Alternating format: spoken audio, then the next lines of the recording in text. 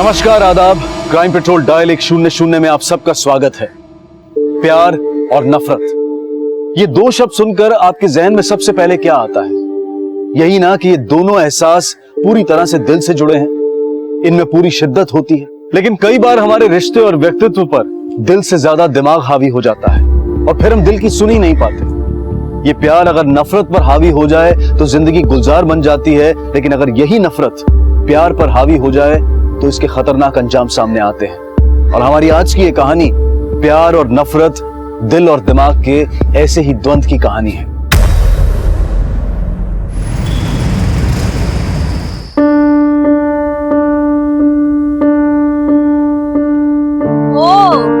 तो फुर्सत मिल गई मैडम। अरे ऐसा थोड़ी हो सकता कि अमन का बर्थडे मैं मिस कर दी। चलो बहुत अच्छा लगा, आ गई। Aman, happy birthday Aman, happy birthday.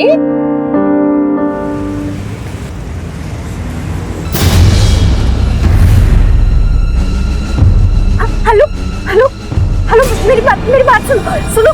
देखो मैं तुमसे आखिरी बार। चुप, एकदम चुप। मेरी बात सुनो।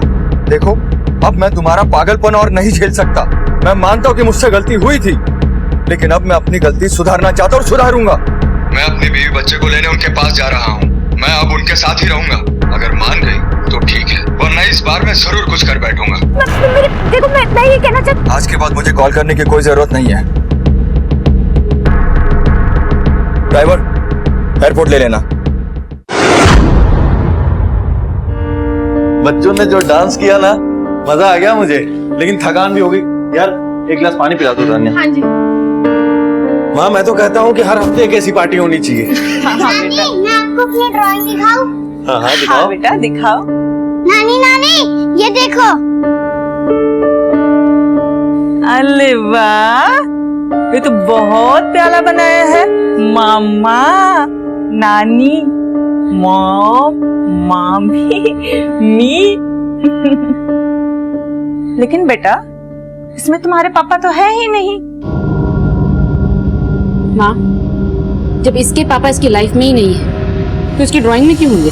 अपने मन की कड़वाहट बच्चे के मन में मत घोलो। वैसे भी पति का घर छोड़कर मायके में रहना अच्छी बात नहीं होती है। अरे तुम्हें पति की जरूरत नहीं है, लेकिन बेटे को बाप की जरूरत है। मम्मी जी, ये घर दीदी का भी है। शादी के बाद लड़की इतनी भी पराई नहीं हो जाती कि मायके वाले उसके आंसू भी ना पहुंचे।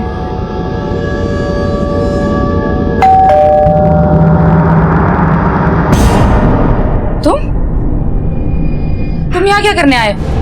काव्या, काव्या, मैं तुम्हें वापस ले जाने आया हूँ। अब मैं तुम्हारे और वेदांत के बिना नहीं रह सकता। प्लीज काव्या, प्लीज मेरे साथ चलो। तुम्हारे साथ? ताकि तुम मुझे फिर से धोखा दे सको, है ना? काव्या, काव्या, कितनी बार समझा चुका हूँ तुम्हें। जैसा तुम समझ रही हो वैसा नहीं है। मेरा किसी के साथ कोई अफेयर नहीं है। मुझे तुम्हारी कोई बात नहीं सुननी, मानव, ठीक है? अरे इतनी जतन से तुझे मना रहा है, तुझे समझ में नहीं आ रही है? माँ, आप मेरे मामलों में ना ही बोले तो अच्छा होगा। और ये मेरे और मानव के बीच की बात है। और मानव, तुम चलो।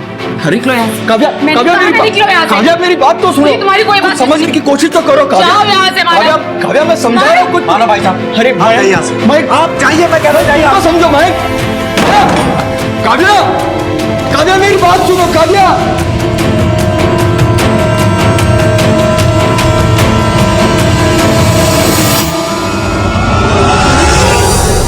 उमर, तुम कहाँ थी? मैंने तुम्हें कितने कॉल किए? पापा ने मेरा घर से निकलना बंद कर दिया था। बड़ी मुश्किल से घर से भाग कर आई हूँ। देखो ना, प्लीज मुझे ऐसे कहीं दूर ले चलो। हमें ऐसे भागना होगा रघु, मैं तुम्हारे बिना नहीं रह सकती, प्लीज। भाई, घर से ऐसे भागना ठीक नहीं होगा। मैं तुम्हारे पापा से बात करूंगा। कम से कम अपने माँ बाप की इज्जत के बारे में तो सोचो। तुम्हें मेरी परवाह नहीं है क्या? मैंने कहा ना एक बार चलो तो चलो रघु। अच्छा ठीक है, अरे अब चलो।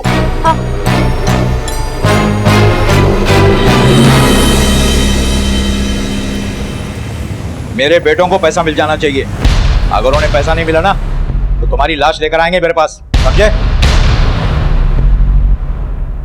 लाओ भाई, खाना लाओ। कोमल ने खाना खाया? हाँ, वो स्तुति ने खिला दिया उसे।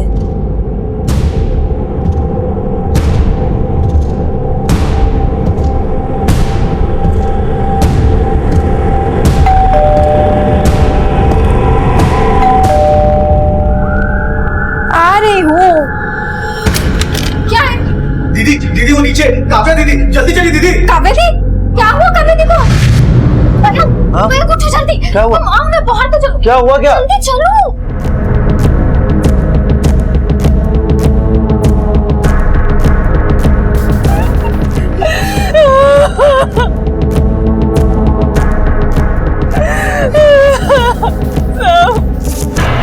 पार्टी में गए थे। कल रात हमारी पड़ोसन तबस्सुम के बेटे की बर्थडे पार्टी थी। अब ये बताइए कि पार्टी में कुछ अजीब हुआ था, कुछ अलग? नहीं सर, हमेशा की तरह आई और सबसे थोड़ी बहुत हाय हेलो करके बस अपने फोन पर लग गई। उसके बाद क्या हुआ? आप लोगों में कोई बहस हुई, कोई फोन आया या कुछ और? सर एक छोटी सी बहस हुई थी काव्या दी और उनके पति मानव के बीच में।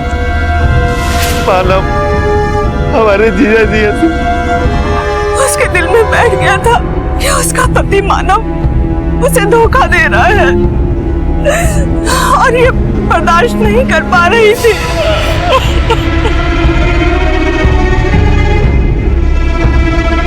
सर, इनके हाथ से रिंग मिली है। ये रिंग?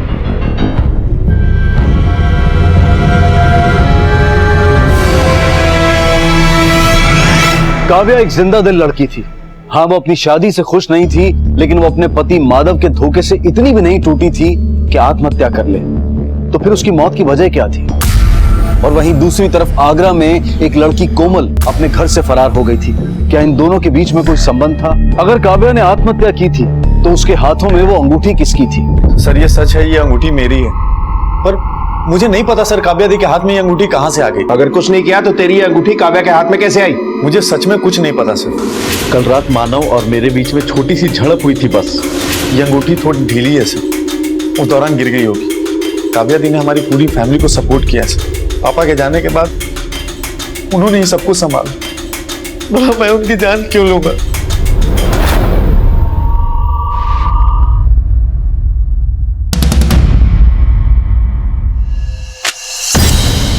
बस यही कमी रह गई थी कि बेटी घर से भागकर सबकी नाक कटाए। पापा, स्तुति को सब पता होगा कि कोमल कहाँ है, वो किसके साथ गई है। स्तुति तो सुबह सुबह कॉलेज चली गई और स्तुति का फोन भी नहीं लग रहा है और कोमल का फोन बंद आ रहा है। जय, तू स्तुति के कॉलेज आवर्स को लेकर आ। कान खोल के सुन लो, ये बात पुलिस तक नहीं जानी चाहिए।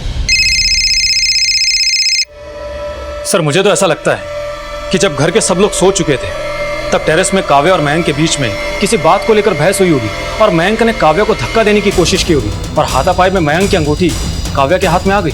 इस फुटेज को लैब में भेज के क्लीन करवाओ और काव्या के कॉल रिकॉर्ड भी निकलवाओ। घर में कोई फोर्स्ड एंट्री नहीं थी। अगर मयंक की माने कि उसने काव्या का खून नहीं किया है तो भी काव्या ने सुसाइड तो की है, उसकी क्या वजह होगी? कहीं ऐसा तो नहीं कि मानव ने वहां से जाने के बाद काव्या को फोन किया जिससे काव्या को गुस्सा आया? इस मानव को बुलवाओ। Yes sir. हाँ सर, काव्या मुझसे डिवोर्स लेना चाहती थी। पता नहीं क्यों, लेकिन उसे हमेशा ऐसा लगता था कि मैं उसे धोखा दे रहा हूँ। रोज तुम्हारे पास कोई ना कोई बहाना रहता है ना मानव?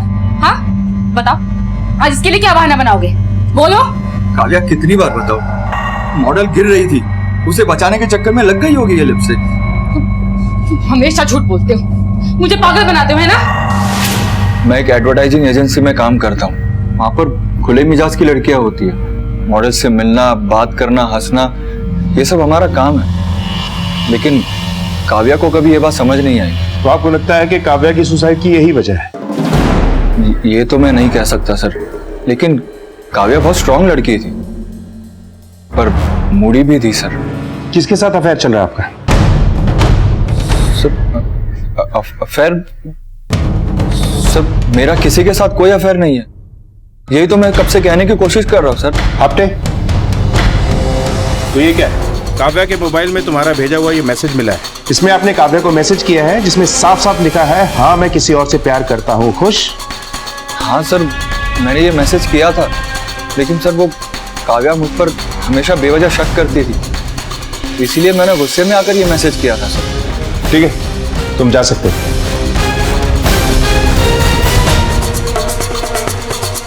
सर, काव्या पढ़ी लिखी और समझदार औरत थी, वो जॉब करती थी, वो भला अपने पति पर बार-बार शक क्यों करेगी? आपटे, रिश्तों में आग लगाने के लिए शक की एक चिंगारी ही काफी होती है। इसीलिए काव्या का सब कुछ जल के राख हो गया।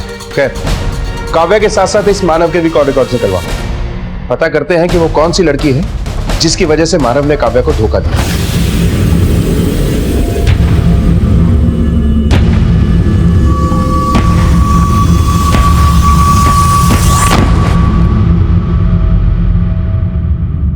चलो।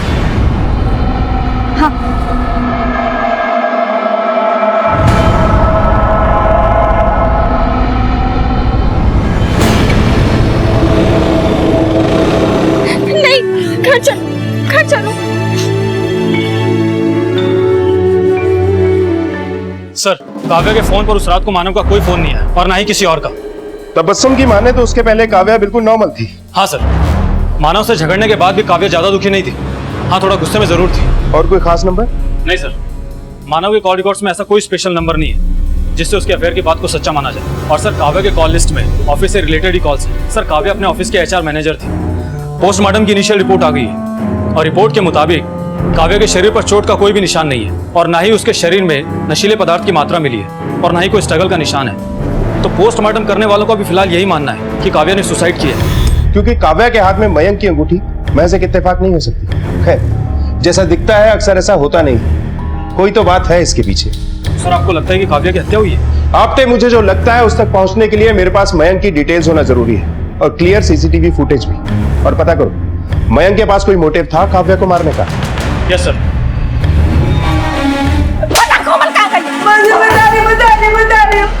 वो ना अपने बॉयफ्रेंड के साथ गई होगी। वो गवर्नमेंट कॉलेज में पढ़ता था। क्या नाम है उस लौंडे का? उसका नाम रघु है। तेरे पास उस लौंडे की फोटो तो होगी, दिखा फोटो।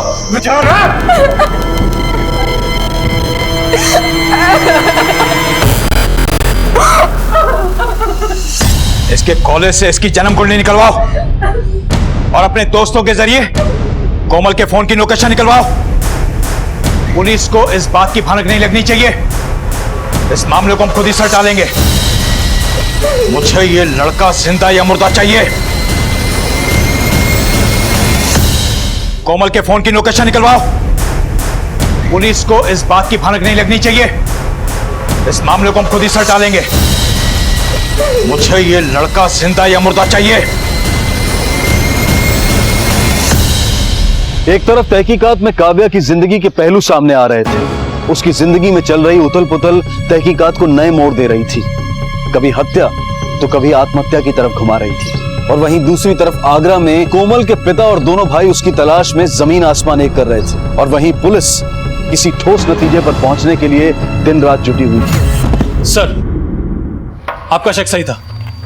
ये काव्या के पिता के दिल्ली वाले घर के पेपर्स हैं, लेकिन मयंक ने अपने वकील की मदद से जाली पेपर्स बनवाए हैं। सर, वो दिल्ली वाले घर को अपने नाम पर बेचने की डील भी कर रहा था। बता सर, ये बात सच है कि बाबूजी के नाम पे जो फ्लैट था वो मैं अपने नाम पे करा के बेचना चाहता था, क्योंकि मुझे पैसे की जरूरत थी सर। काव्या दी को दुबई में जॉब मिल गई थी और उनके कहने पे मैंने भी दुबई में एक जॉब ढूंढ लिया था सर। मैंने तो अपना यहाँ का जॉब भी छोड़ दिया।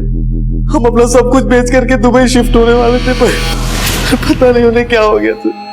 दी, आपकी दुबई की टिकट कब की लूं? मैं दुबई नहीं जा रही हूँ, मैं दिल्ली जाकर रहूंगी।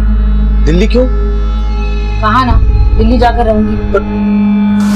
मुझे पता था कि काव्या दी को अगर ये बात पता चल गई तो वो कभी नहीं मानेगी, बस इसलिए मैंने उन्हें नहीं बताया। जब उसे पता चल गया, उसने गुस्सा किया तो तूने उसकी जान ले ली। नहीं सर, ऐसी बात नहीं है सर। मैं मानता हूँ कि मैंने अपनी बहन को धोखा दिया, पर मैंने उनकी जान नहीं ली है सर। अरे मैं तो उनको उनका हिस्सा देने वाला था। मैं सच कह रहा हूँ सर, मेरी बात को विश्वास की। अगर मयंक ने ये खून नहीं किया और काव्या ने सुसाइड भी नहीं की, तो हो सकता है कोई और हो जो मानव के जाने के बाद आया। लेकिन सर, उस रात को काव्या के पड़ोसी तबस्सुम के घर हुई पार्टी में लोग आ जा रहे थे। तो हो सकता है कि पार्टी में कोई हो जो तबस्सुम और काव्या दोनों को जानता है और काव्या से मिलने उसके घर गया। नहीं सर, मैंने आपसे कहा ना, उस रात पार्टी में कुछ भी नहीं हुआ था। मेरे बेटे की बर्थडे पार्टी थी और उस पार्टी में मेरे सभी रिश्तेदार और दोस्त ही थे। काव्या को कोई पर्सनली नहीं जानता था जो मेरे घर से काव्या के घर जाए। मयंक को छोड़कर अपनी भाभी तान्या और माँ शकुंतला देवी के साथ काव्या के कैसे रिश्ते थे? तान्या बेचारी तो हमेशा काव्या की तारीफ करती है, लेकिन शकुंतला जी को उसका मानव को छोड़कर आना पसंद नहीं था। जिसकी वजह से शकुंतला जी को सबके ताने सुनने पड़ते थे। देखो तो पति को छोड़ के कितनी खुश है। काव्या अपना घर छोड़कर आ गई थी, इसलिए वो हमेशा गुस्सा रहती थी। हर माँ अपने बच्चे की खुशी चाहती है। मैं भी चाहती थी मेरी काव्या का घर फिर से बस जाए। और गुस्सा शांत होने के बाद काव्या भी यही चाहती थी। एक था राजा, एक थी काव्या। अगर तुम्हें मानव मनाने आएगा तो तुम क्या जाओगे उसके साथ? माँ, अगर मानव मुझे एक बार मनाने आ जाए ना तो मैं खुशी खुशी उसके साथ चली जाऊंगी, अपने लिए नहीं, अपने बच्चे के लिए। काव्या पहले खुद अपने पति के घर जाना चाहती थी, लेकिन जब मानव लेने आया तो काव्या ने जाने से इनकार कर दिया। दुबई में जॉब के लिए उसने खुद ही अप्लाई किया था, लेकिन नौकरी मिली तो उसने नौकरी करने से इनकार कर दिया। ऐसा क्या हुआ था इन 4 महीनों में कि काव्या अपने फैसले बदलने के लिए मजबूर हो गई? सर, हो सकता है काव्या किसी और को प्यार करने लगी हो सकता है। पता करते हैं कि काव्या की मौत के पीछे कारण क्या है। मुझे समझ नहीं आ रहा है पापा से कैसे बात करूंगा। वो तैयार नहीं होंगे। कोमल, कोमल तुम्हारा फोन बज रहा है। कोमल तुम्हारा फोन बज रहा है। वो मेरे घर वालों का ही है। रघु प्लीज प्लीज चलो यहाँ से। तुम मेरे घर वालों को नहीं जानते, अगर उन्हें पता लग गया ना तो बवाल हो जाएगा। सर, काव्या यहाँ HR मैनेजर थी, बहुत अच्छी लेडीज थी। वो सिर्फ अपने काम से मतलब रखती थी। और कोई खास बात जो आपने नोटिस की हो? नहीं सर, ऐसा तो कुछ नहीं। क्या काव्या को तुमने किसी और आदमी के साथ में देखा था, या उसका किसी और के साथ में कोई चक्कर हो? नहीं साहब, वो तो बहुत अच्छी औरत थी, अपने बच्चे की खुशी के लिए जीती थी। सर, जिन जिन लोगों से बात की सब लोग काव्या की तारीफ ही कर रहे हैं। अफेयर का कोई चक्कर नहीं लगता और कॉल लिस्ट भी क्लीन। सर, अगर अफेयर का कोई चक्कर होता तो बातचीत का कोई मीडियम तो दिखता। और हाँ सर, सोसाइटी की जो CCTV फुटेज आपने क्लीन करवाने के लिए कही थी वो क्लीन होकर आ गई है। मतलब ये कि काव्या के हाथ में मयंक की अंगूठी पहले से नहीं थी, क्योंकि इतनी ऊंचाई से गिरने पर किसी की मुट्ठी बंद नहीं हो सकती। किसी ने ये अंगूठी उसके हाथ में डालकर उसकी मुट्ठी बंद की होगी, और ये काम शकुंतला और तान्या में से किसी एक ने किया होगा। लेकिन सर, तान्या मयंक की पत्नी है और शकुंतला मयंक की माँ। भला वो ऐसा क्यों करेंगे? जब इतना पता चल गया है तो ये भी पता चल ही जाएगा। फिलहाल दोनों के कॉल रिकॉर्ड से करवाओ। Yes sir.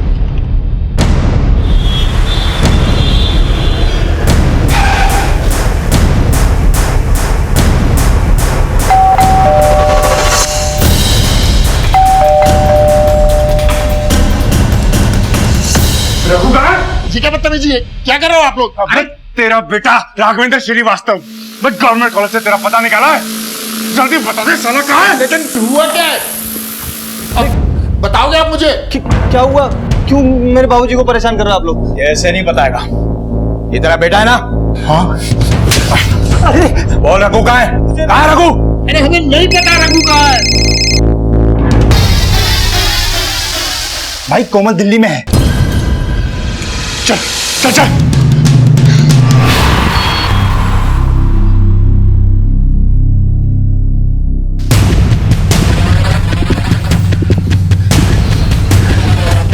सर, तान्या और शकुंतला के कॉल रिकॉर्ड्स, और इन कॉल रिकॉर्ड्स की माने तो मानव के पास में एक और नंबर है जो उसने अब तक पुलिस को नहीं दिया था। इसके लास्ट नंबर पे कुछ निकला तो नहीं था? नहीं सर, लेकिन इस दूसरे नंबर पर बहुत कुछ है। Good job. इनकी पूरी कुंडली निकालो। बहुत जल्द इस केस की सबसे बड़ी गुत्थी सुलझने वाली है। Yes sir. मुझे कहीं नहीं जाना है, मुझे यही रहना है। मुझे अरे शांत हो जाओ बेटा। अरे बेटा रुको, देखो पापा घुमाने ले जा रहे हैं बेटा। मुझे आपके साथ नहीं बेटा जाना है, रोते मुझे नहीं यहीं है। रहना है। देखो जिद मत मम्मा करो, चाहिए पापा मुझे। घुमाने ले जा रहे हैं नहीं, ना। मुझे मम्मी के साथ जाना है। देखो जिद नहीं करते। अच्छा आ जाओ। हाँ, पापा है ना?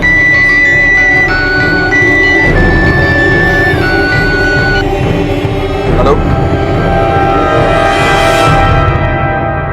तुम्हारा दिमाग खराब हो गया है? देखो मेरी बीवी मर गई है। मैं अच्छा पति तो नहीं बन पाया, लेकिन एक अच्छा बाप तो बन सकता हूं ना।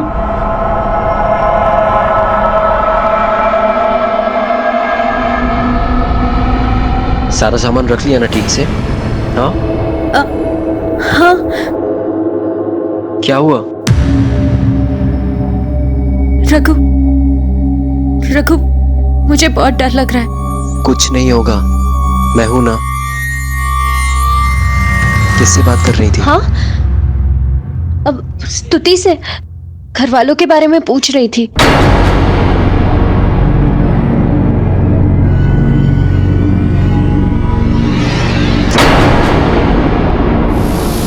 भाई मुंह नहीं खोल रहे हैं। कहाँ ढूंढेंगे हम दिल्ली में? ढूंढ लेंगे यही कहीं पे होगी। अबे पूछना है घर से। हेलो, हाँ बोल। खबर सही है? तू एक काम कर, तू वहीं रुक, हम लोग आते हैं अभी। भाई कोमल करोल बाग में है। चल चल। मिस्टर मानव, ये है आपके दूसरे नंबर के कॉल डिटेल्स और ये आपकी दूसरी स्पेशल फ्रेंड के कॉल रिकॉर्ड्स। हाँ तो तानिया जी, क्या कहना चाहेंगे आप अपने और मानव के ताल्लुकात के बारे में? सर ये आप क्या कह रहे हैं? हाँ, मैं मानव से बात करती थी, लेकिन सर क्या दो लोगों के बीच सिर्फ एक ही रिश्ता हो सकता है? लेकिन जो रिश्ते होटल के कमरे में जाके खत्म होते हैं उन्हें बस एक ही नाम दिया जा सकता है। ये है उन होटल्स के डिटेल्स जहां आप दोनों मिला करते थे। हमारे लिए बहुत मुश्किल नहीं था। आप दोनों के मोबाइल लोकेशंस जहां मैच हुई, हमने आप लोगों की फोटो दिखाकर वहां पूछताछ की और मानना पड़ेगा आप लोग बहुत मशहूर हैं होटल्स में। इसके आगे आप खुद बताएंगे तो बेहतर होगा। सर मैं और मयंक कभी एक दूसरे को समझ ही नहीं पाए, इसलिए हम दोनों कभी नजदीक भी नहीं हुए। भले ही हम एक छत के नीचे जरूर रहते थे, लेकिन कभी एक दूसरे के करीब नहीं आए। इसलिए शादी के 3 साल बाद भी हमारे कोई बच्चा नहीं हुआ। सर मानव और काव्या दी अक्सर हमारे घर आया करते थे, और जब घर पर कोई नहीं होता था तो और उसके बाद हम दोनों होटल में छुप छुप कर मिलने लगे। और एक रात नशे की हालत में। काव्या, मुझे तुमसे कुछ कहना है। कई दिनों से सोच रहा था कि तुमको बताऊं, पर काव्या, मेरी जिंदगी में कोई और है। सर मानव ने मेरा नाम तो नहीं लिया, लेकिन काव्या दी घर छोड़कर आ गई थी और वो मानव से तलाक भी लेना चाहती थी। जब काव्या खुद ही घर छोड़कर चली गई थी तो उसे मनाने का झूठा नाटक क्यों कर रहा था? तेरा रास्ता तो वैसे भी साफ हो गया था।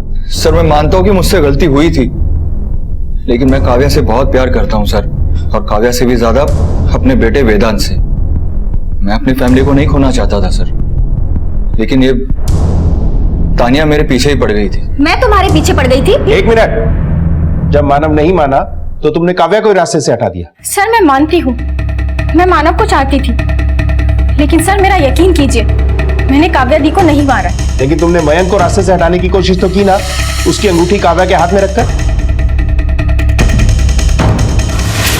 लेकिन सर मेरा यकीन कीजिए, मैंने काव्या दी को नहीं मारा। अच्छी खासी गृहस्थियां बर्बाद कर दी तुम लोगों ने, अपने स्वार्थ के लिए अपने जीवन को भी बर्बाद कर लिया। तानिया ने ना सिर्फ काव्या का घर बर्बाद किया, बल्कि वो अपनी गृहस्थी भी जला चुकी थी। अब जानना सिर्फ ये था कि क्या उसने काव्या का कत्ल भी किया था, या फिर कोई और था जिसने काव्या की मानसिक परेशानियों का फायदा उठाया था।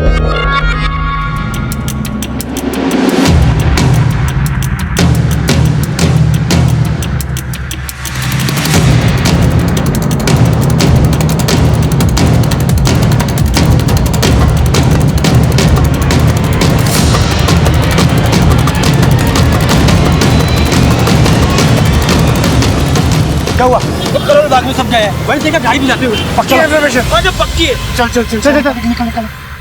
हमारे पास काव्या के मर्डर के 3 सस्पेक्ट हैं, मानव, मयंक और तान्या। लेकिन किसी के खिलाफ भी हमारे पास ठोस सबूत नहीं, और मुझे कहीं ना कहीं लग रहा है बात कुछ और भी हो सकती है। ऐसा करो कि काव्या की डिटेल्स एक बार फिर से चेक करो, उसके कॉल रिकॉर्ड, उसके बैंक डिटेल, उसके ऑफिस में पूछताछ, हर छोटी सी छोटी बात की बारीकी से जांच करो। मुझे लगता है जो कुछ भी हुआ है पिछले 4 महीनों में ही हुआ है। Yes sir.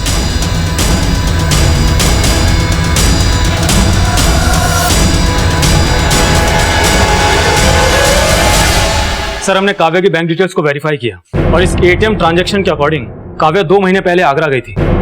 काव्या की मां का कहना है कि वो दिल्ली गई थी ऑफिस के काम से, और ऑफिस वालों का कहना है कि काव्या बीमार थी, इसलिए उसने छुट्टी ले रखी थी। मतलब काव्या झूठ बोल के आगरा गई थी, लेकिन आगरा में उसका कौन हो सकता है? सर हमने काव्या के कॉल रिकॉर्ड्स को एक बार फिर से वेरीफाई किया, और कॉल रिकॉर्ड्स के अकॉर्डिंग आगरा का बस एक नंबर है जो किसी कोमल के नाम पर रजिस्टर्ड है। सर इस नंबर पर पिछले 4 महीनों में सिर्फ 4 बार ही बात हुई है। इसीलिए जब पहली बार कॉल डिटेल्स आई तो हमें इस नंबर पे शक नहीं हुआ। हाँ सर, जब मुझे इस नंबर पर डाउट हुआ तो मैंने इसके कॉल डिटेल्स निकलवाई। और सर सबसे चौंकाने वाली बात तो ये है कि जब काव्या के मर्डर के बाद ये नंबर बंद हो गया। हो सकता है ये कोमल मानव और तान्या की मदद कर रही थी। इस कोमल का काव्या के मर्डर से जरूर कोई ताल्लुक। पता करो कि ये कोमल कौन है। Yes sir.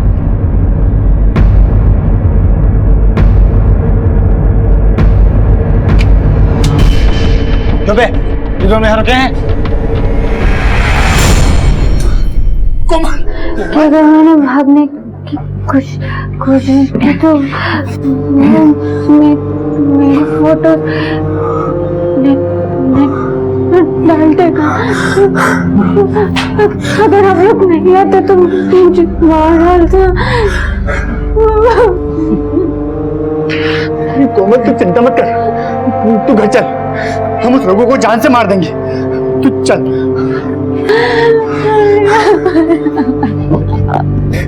छोड़ो इसको, चल इसको, अरे ध्यान से।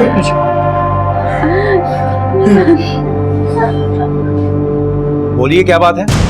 कोमल को बुलाइए, हमें उससे बहुत जरूरी बात करनी है। वो अपनी मौसी के घर गई है, उससे क्या बात करनी है आप मुझे बता दीजिए। हमें जो बात करनी है हम उसे ही बताएंगे। फोन करो उसे, बोलो जल्दी घर आए। माँ, कोमल आ गई। ये सब यहाँ? कोमल, तुम मुंबई में किसी काव्या को जानती हो? जी नहीं। तो फिर तुम मुंबई क्या करने गई थी? और 15 तारीख को तुम्हारा ही नंबर मुंबई में कैसे एक्टिव था? जी नहीं, ना ही ये मेरा नंबर है और ना ही मैं मुंबई गई हूँ। लेकिन ये नंबर तो इसी एड्रेस पर रजिस्टर्ड है। आप मुंबई में पूछताछ कीजिए, हमें परेशान मत कीजिए। चलो।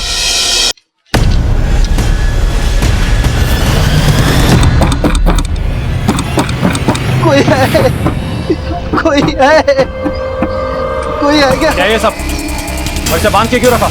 इसकी जान चली जाती तो? अरे वाह बेटा, तूने तो बहुत अच्छी खीर बनाई है।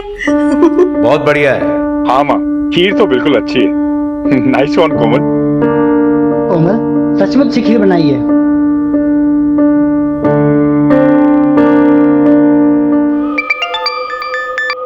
हाँ आपने बोल। सर जिस कोमल की हमें तलाश थी वो किसी रघु नाम के लड़के के साथ में भाग गई थी, लेकिन कोमल के भाई उसे पकड़ कर लेकर आ गए। सर एक और बात, रघु के बारे में चौंका देने वाली बात सामने आई है।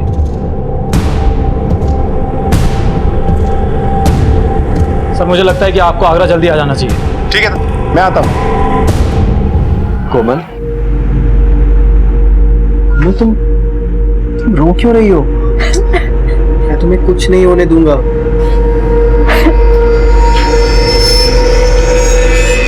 क्यों कोमल, मैं तुम्हारे बिना जिंदा नहीं रह सकता। लेकिन अब हम क्या करेंगे रघु? मेरे भाई हमें बाहर ढूंढ रहे हैं। मेरे पापा भी मुझे बार बार फोन कर रहे हैं। मुझे नहीं लगता कि वो रिश्ता होने देंगे। तो अब हम क्या करेंगे रघु?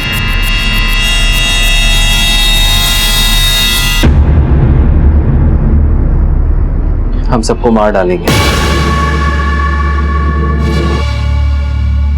क्या? ये तुम क्या कह रहे हो रघु? सही कह रहा हूँ, वरना कब तक हम इस तरह कुत्तों की तरह भागते रहेंगे? वो लोग हमें एक न एक दिन पकड़ लेंगे और मार डालेंगे। कोमल, अगर हमें जिंदा रहना है तो उन्हें मरना ही पड़ेगा।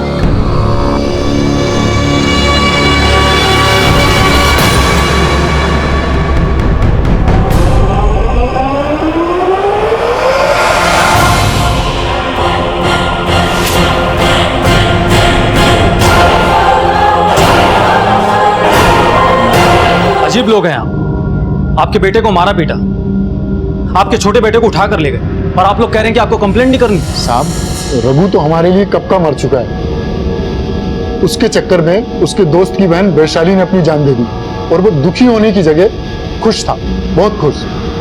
तब हमने उसे घर से निकाल दिया। आप कहना क्या चाहते हैं? साफ साफ बताइए। साहब, जब रघु छोटा था तभी उसकी माँ हमें छोड़कर किसी के साथ भाग गई थी। सब लोग उसे बहुत ताने देते थे, उसका मजाक उड़ाते थे। कुछ अजीब सा जुनून उसके ऊपर सवार हो गया था। और साहब, जब कोमल के बाप ने हमें बताया कि वो कोमल को लेकर भाग गया है तो हम बहुत डर गए थे।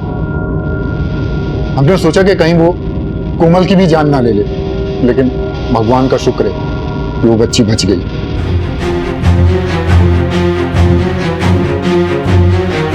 पुलिस को अब तक मिली जानकारी से इतना तो साफ हो गया था कि यह जुर्म का खेल कोई खिलाड़ी ही खेल रहा था।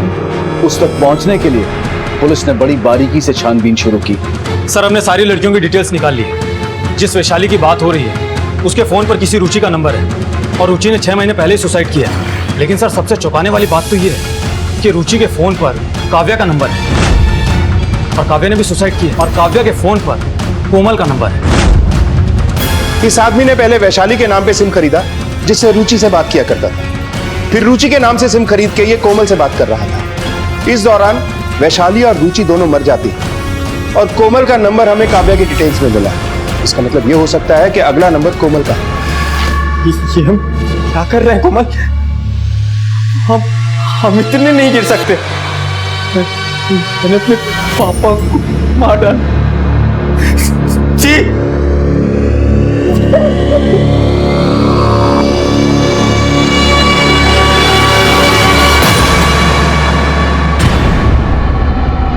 लेकिन तुमने ही तो कहा था कि हम सबको मार देंगे।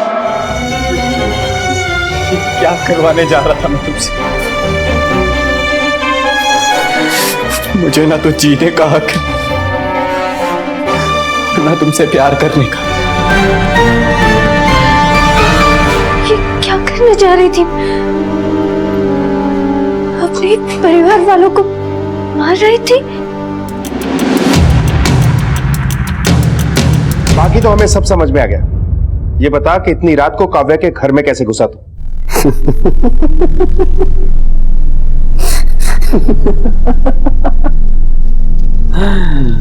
काव्या ने मुझे बताया था कि उसकी पड़ोसन तबस्सुम के घर पे पार्टी है। बहुत से मेहमान आने वाले। मैं भी बुर्का पहन के चला गया।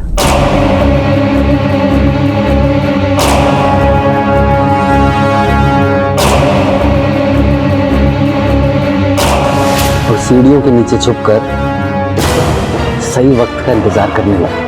इसीलिए सीसीटीवी फुटेज में तू हमें दिखाई नहीं दी। बहुत आसान था तो। बहुत आसान था।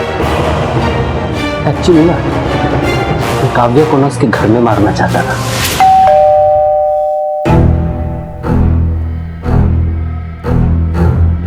तुम? ये सब क्या है? मैंने अपने पापा को मार डाला। क्या? पागल हो गया? हाँ? ये क्या कह रहे हो तुम? वो इस रिश्ते के लिए कभी तैयार नहीं होते। दुनिया की कोई भी चीज मुझे तुमसे दूर नहीं कर सकती। मैं तुमसे बहुत प्यार करता हूँ काव्या, बहुत प्यार करता हूँ। तुम पागल हो गए हो क्या? मैं अपनी फैमिली से क्या कहूँगी? तुम्हारी फैमिली? एक ही बात तुम्हें कितनी बार समझाऊं काव्या? तुम्हारी फैमिली सिर्फ तुम्हारे पैसों से प्यार करती है। तुम्हारी माँ बात बात पे तुम्हें ताने देती है और अपने भाई की करतूत तो तुम देख ही चुकी हो। उसके वकील ने तो तुम्हें सब कुछ बता ही दिया है। जो भी हो, मुझे कोई फर्क नहीं पड़ता। वो मेरी फैमिली है। लेकिन मुझे फर्क पड़ता है काव्या। मैं तुम्हारे बिना जिंदा नहीं रह सकता। या तो तुम मेरा साथ दो या मैं इस जिंदगी का साथ छोड़ के जा रहा हूं।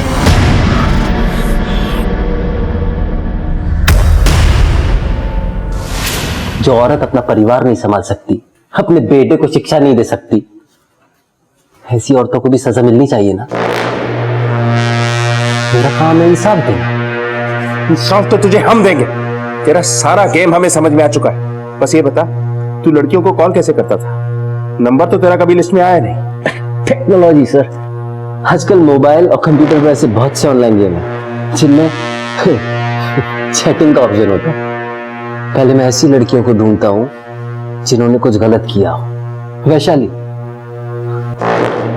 मेरे दोस्त की बहन थी, मेरी भी बहन जैसी हुई ना, ये साली फिर भी मुझसे पट गई। ऐसी लड़की होती है क्या? और वो काव्या अपने पति को छोड़कर मुझसे पट गई। पूरे 6 साल। हाँ, पूरे 6 साल छोटा था मैं उससे। हालांकि उसके पति ने गलती की थी, माफ कर देती, साथ में रहती, लेकिन नहीं, बेशर्मी भरी हुई थी ना अंदर। और वो कोमल, वो तो शादीशुदा के साथ चक्कर चला रही थी। ऐसी लड़कियों को ना मर ही जाना चाहिए सर।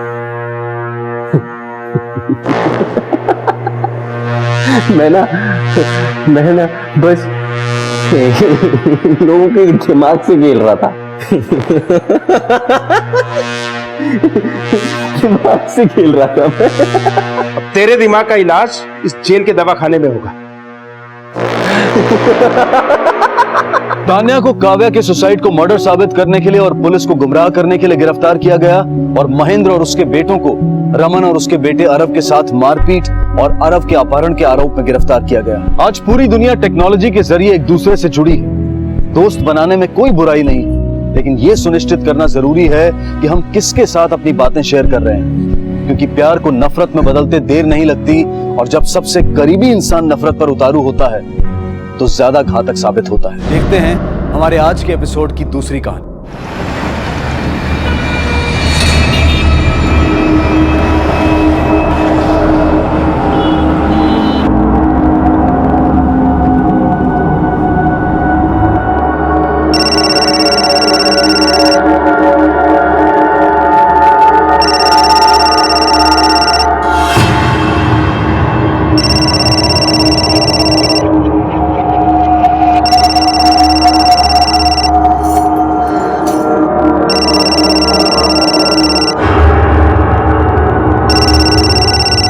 हेलो,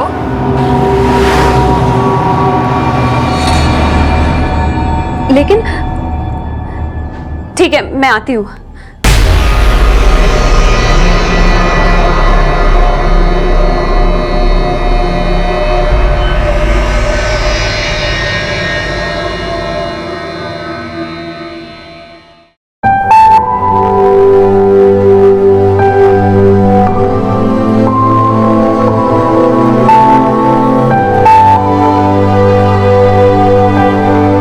देखो ऋतु, वैसे तो हम एक दूसरे को जानते हैं, लेकिन एक नई शुरुआत के लिए फिर से अजनबी बन जाएं।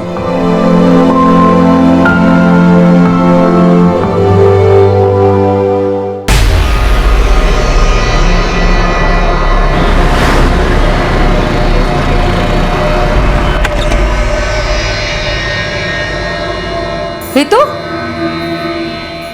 इतनी जल्दी में कहाँ जा रही हो बेटा? सब ठीक तो है ना बेटा? जी मम्मी जी, सब ठीक है। वो मैं मार्केट जा रही थी। अकेले जा रही हो? भूमिका को आने दो ना, उसे अपने साथ ले जाना। नहीं मम्मी जी, वो अदिति की मम्मी का कॉल आया था, उनके साथ जा रही हूँ। वो वेट कर रही होंगी मेरा। अदिति की मम्मी? अच्छा अच्छा, हाँ ठीक है, जाओ।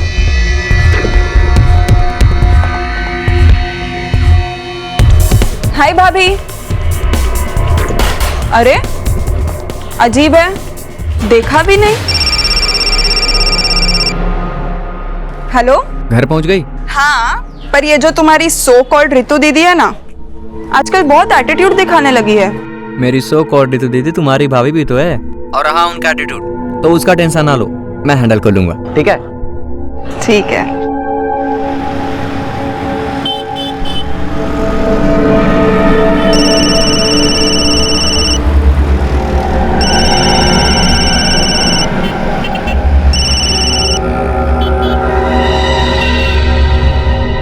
हेलो।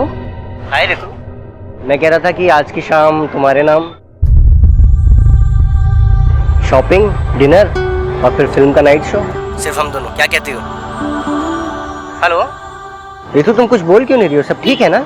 नहीं निशांत, ऐसा कुछ नहीं है, सब ठीक है। तो फिर शाम को रेडी रहना, हमको 7 बजे चलना है, ठीक है? Okay. And I miss you and I love you too. Bye.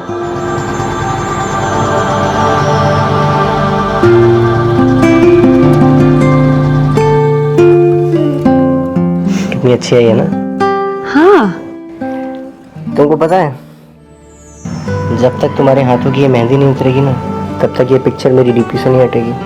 और मेहंदी उतरने के बाद? मेहंदी उतरने के बाद डीपी चेंज, स्टेटस चेंज। मान लो कल को अगर हम एक दूसरे को कुछ और नजर आए तो? तो भी हम एक दूसरे को सिर्फ और सिर्फ प्यार की नजर से ही देखेंगे।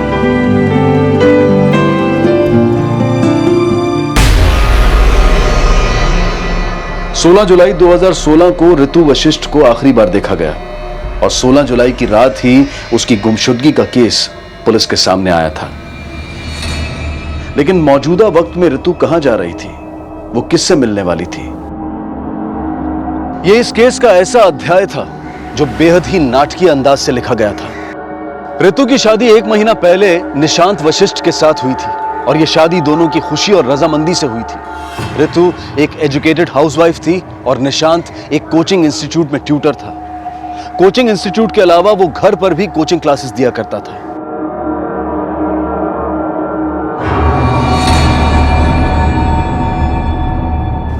ऋतु,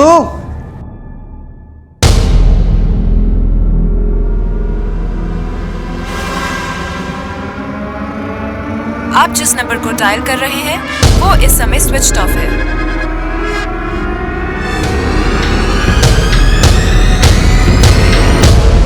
ऋतु का लापता होना एक ऐसा अजीब इत्तेफाक था जिसका संबंध एक अजीब शख्सियत से जुड़ा था। आखिर कौन था वो? अदिति की मम्मी? हाँ सर, ऋतु आज दिन में यही बोलकर निकली थी कि वो अदिति की मम्मी के साथ में मार्केट जा रही है और अब तक नहीं लौटी। शाम से उसका फोन भी नहीं लग रहा है सर। ये अदिति और उसकी मम्मी क्या लगते हैं आपके? सर, अदिति मेरी स्टूडेंट है, मुझसे घर पर ट्यूशन पढ़ने आती है। वहीं पर ऋतु और अदिति की पहचान हुई। शायद ऋतु को कोई गलतफहमी हो गई सर। वो किसी और औरत को अदिति की मम्मी समझ बैठी। क्या मतलब? किसी और औरत को अदिति की मम्मी समझ बैठी? हाँ सर, दरअसल 3-4 दिन पहले ही ऋतु एक औरत को हमारे घर लाई थी। मम्मी जी, ये रजनी जी हैं, अदिति की मम्मी। नमस्ते बहन जी। नमस्ते। हाँ, आइए बैठिए ना, मैं आपके लिए चाय बना के लाती हूँ। अरे नहीं मम्मी जी, आप बैठिए ना इनके साथ, चाय मैं बना के लाती हूँ। आइए। ऋतु ने बोला था कि वो अदिति की मम्मी है, पर सर वो अदिति की मम्मी नहीं थी। अगर वो अदिति की मम्मी नहीं थी तो आपने मान क्यों लिया? क्या आप अदिति की मम्मी को जानती नहीं है? सर, असल में अदिति की मम्मी को मेरे अलावा घर में किसी ने नहीं देखा है। सब अदिति को ही जानते हैं। और जब ऋतु ने मम्मी से बोला कि ये अदिति की मम्मी है तो मम्मी ने बिलीव कर लिया। और ऋतु ने मुझसे भी कभी नहीं बोला सर कि वो किसी और औरत को अदिति की मम्मी समझ बैठी थी। अगर वो औरत अदिति की मम्मी नहीं है तो फिर वो औरत है कौन? सर, सिर्फ मम्मी ही उस औरत से मिली थी। और जब मम्मी ने बताया कि ऋतु अदिति की मम्मी के साथ गई है तो मैंने पहले अदिति को फोन किया।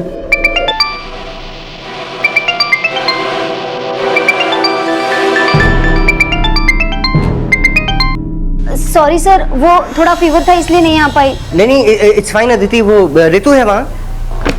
कौन ऋतु सर? अरे ऋतु मेरी वाइफ, वो तुम्हारी मम्मी के साथ मार्केट गई थी ना। ऋतु मैम और मेरी मॉम के साथ वही मार्केट? अरे ऋतु ने मेरी मम्मी को बोला कि तुम्हारी मम्मी ने फोन करके उनको मार्केट बुलाया। नहीं सर, ऐसा तो मॉम ने कुछ नहीं बताया अब तक। एक बार जरा अपनी मम्मी से मेरी बात कराना। और मैंने अदिति की मम्मी से बात की तो वो बोली कि वो मेरी वाइफ को जानती ही नहीं है। हमें लगा कि शायद वो हमसे झूठ बोल रही हैं, इसलिए हम लोग उनके घर गए।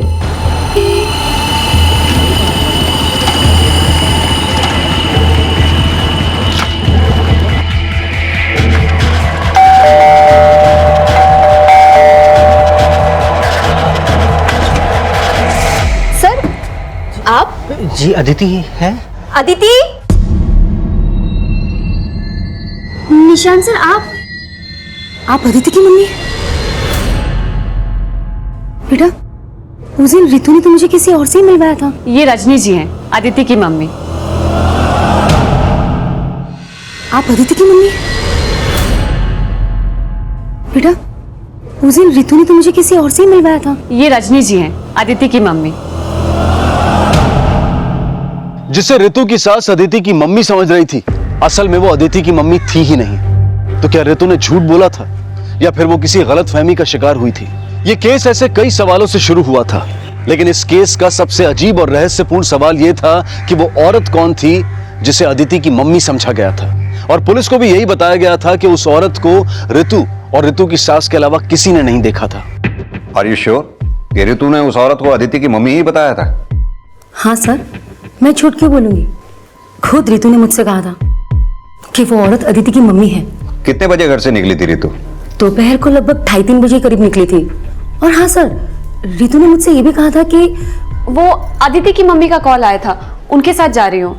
और उस कॉल के बाद ही वो घर से निकले थे। सर करीब 3 बजे मेरी भी ऋतु से बात हुई थी, लेकिन सर ऋतु ने तब भी मुझसे अदिति या उस औरत के बारे में कोई बात नहीं की। जब आपने ऋतु को फोन किया तब आप कहाँ थे? सर मैं अपने कोचिंग क्लास में था। लेकिन आपने तो कहा था कि अदिति को आप अपने घर पे ही ट्यूशन देते हैं। सर मैं अभिलाषा कोचिंग सेंटर में भी पढ़ाता हूँ। कहाँ है ये अभिलाषा coaching centre? Sir Shanti Nagar में। सुबह 10 से 4 वहाँ पढ़ाता हूँ और फिर शाम को 5 से 6 अपने घर पर। अदिति भी दूसरे स्टूडेंट्स के साथ मेरे घर पर ही पढ़ने आती, लेकिन सर आज वो आई भी नहीं। ऋतु के गायब होने और उस औरत से अदिति और उसकी मम्मी का क्या कनेक्शन हो सकता है? सर मुझे तो खुद कुछ भी समझ में नहीं आ रहा है सर, मगर सर मुझे बहुत डर लग रहा है, कहीं उस औरत की वजह से मेरी ऋतु किसी मुसीबत में ना हो। सर अनुज, पता करो ऋतु का फोन कब और कहां पर बंद हुआ, उसके कॉल रिकॉर्ड्स भी चेक करो। अगर उस औरत ने ऋतु को फोन किया होगा तो ऋतु के कॉल रिकॉर्ड्स में उसका नंबर जरूर आया होगा। आप उस औरत का स्केच बनवा सकती हैं? जी सर। ऋतु की सास द्वारा उस औरत का स्केच बनवाया गया और ऋतु के लापता होने का यह केस उस औरत की असल पहचान पता करने से जुड़ गया, जिसे अदिति की मम्मी बताया गया था।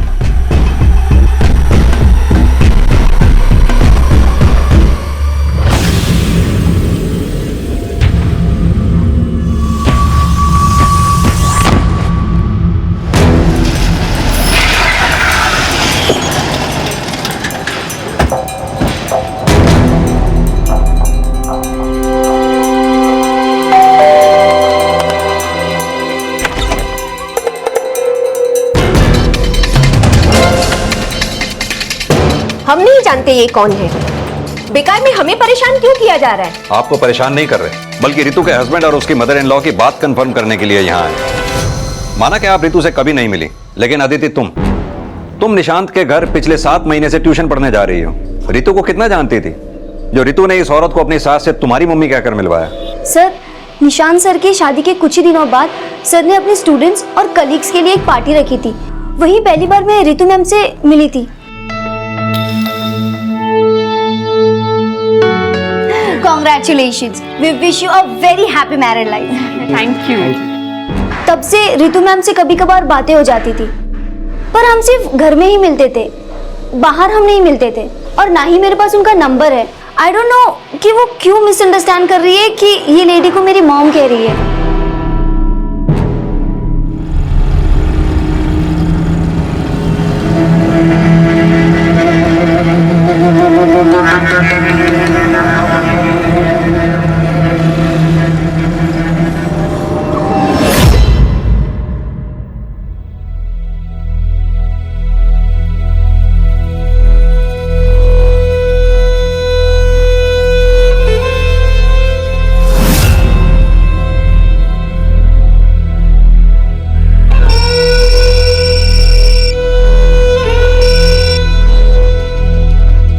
हेलो हेलो भैया, भाभी का कुछ पता चला? नहीं। भाभी की फैमिली आई है। वो माँ ने उनसे कहा कि आप रात से ही भाभी को ढूंढने निकले हैं। बट भैया एक बार प्लीज आके उनसे मिल लो, वो भी भाभी के लिए बहुत परेशान है। हाँ ठीक है, आता हूँ।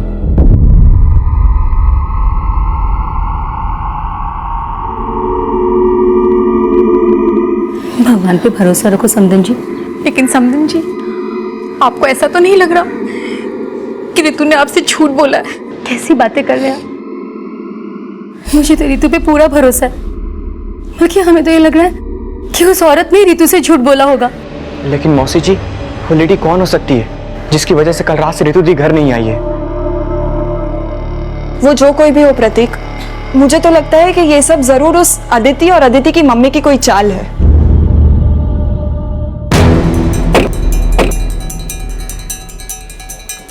सर, ऋतु के कॉल रिकॉर्ड्स, इसके मुताबिक उसका फोन कल शाम को 4 बजे झांसी टीकमगढ़ हाईवे के पास स्विच ऑफ हुआ। इसके कॉल रिकॉर्ड्स में अदिति या उससे माँ से रिलेटेड कोई भी नंबर नहीं है। उस औरत के नंबर का कोई क्लू मिला जिसे ऋतु ने अपनी सास से अदिति की माँ कह के मिलवाया था? ये रजनी जी हैं, अदिति की मम्मी। सर, ऋतु के फोन से एक नंबर पे पिछले 7 दिन से अक्सर बातचीत हो रही है। सर, कल दोपहर 2:30 बजे भी उस नंबर से ऋतु को फोन आया था। करीब 3:30 बजे ऋतु की मोबाइल की लोकेशन झांसी हाईवे की थी, जहां से ऋतु ने उस नंबर पे फोन किया। सर, हो सकता है कि ये नंबर उस औरत से रिलेटेड हो। पता चला नंबर किसके नाम पे रजिस्टर्ड है? सर, मोबाइल कंपनी को रिक्वेस्ट भेज दिया है, जल्दी पता चल जाएगा। हाईवे के आसपास भी लोगों से पता करो, शायद किसी ने ऋतु और उस औरत को साथ में देखा हो। और निशांत के घर के अड़ोस पड़ोस में भी लोगों से पूछताछ करो, हो सकता है कोई लीड मिले। सर,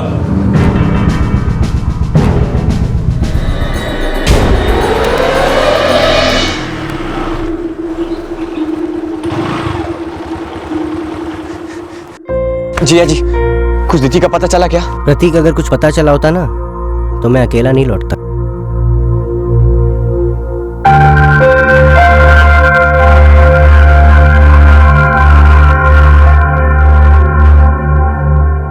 क्या चक्कर है ये सब?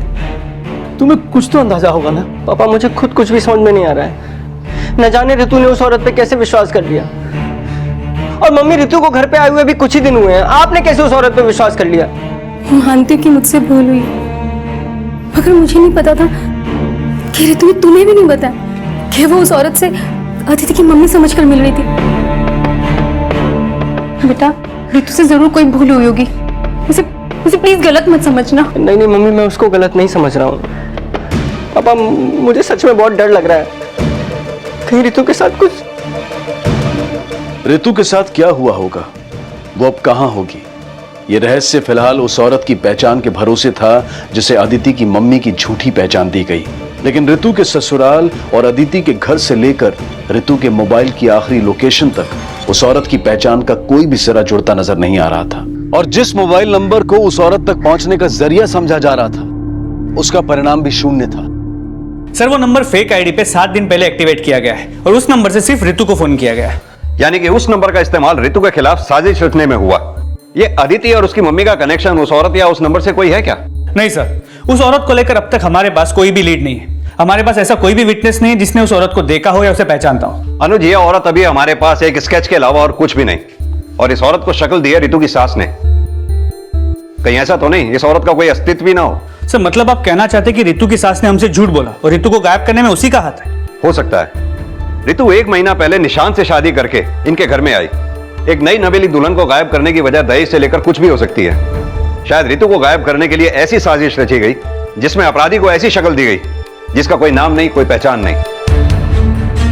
पुलिस अब इस थ्योरी पर काम करने लगी कि कहीं ऋतु का गायब होना ऋतु के ससुराल वालों की साजिश तो नहीं, जिसकी इन्वेस्टिगेशन में ऋतु और निशांत की शादी का वो अध्याय खुलने लगा जिसमें एक तरफ ऋतु की शादी के बाद से ऋतु के निशांत और उसके परिवार से संबंध खंगाले जाने लगे, और वहीं दूसरी तरफ ऋतु के परिवार से भी ऋतु की शादीशुदा जिंदगी और निशांत ऋतु के आपसी रिश्ते से जुड़े सवाल पूछे जाने लगे।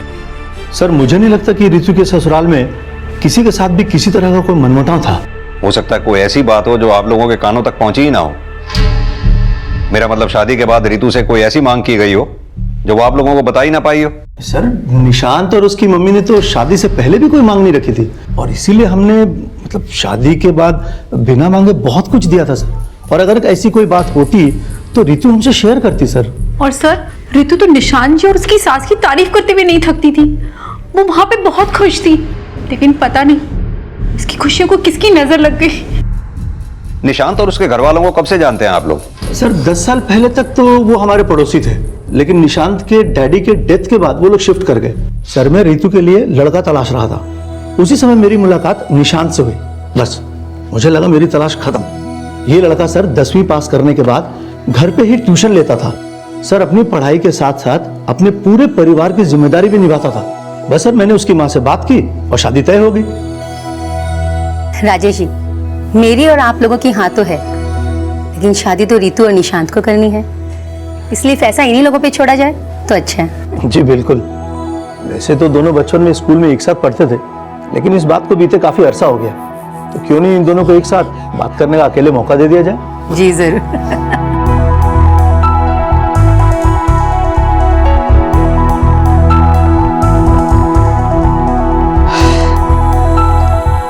तुम बहुत बदल गई हो। बदल तो तुम भी बहुत गए हो। मगर तुम तो साल में 6 बार बदलती हो। स्प्रिंग, समर, विंटर, ऑटम और मॉनसून। तुम्हारा नाम ना ऋतु नहीं ऋतुएं होना चाहिए। अच्छा, और तुमने अपना नाम सुना है? निशांत। पता है तुम्हारा नाम निशांत नहीं अशांत होना चाहिए।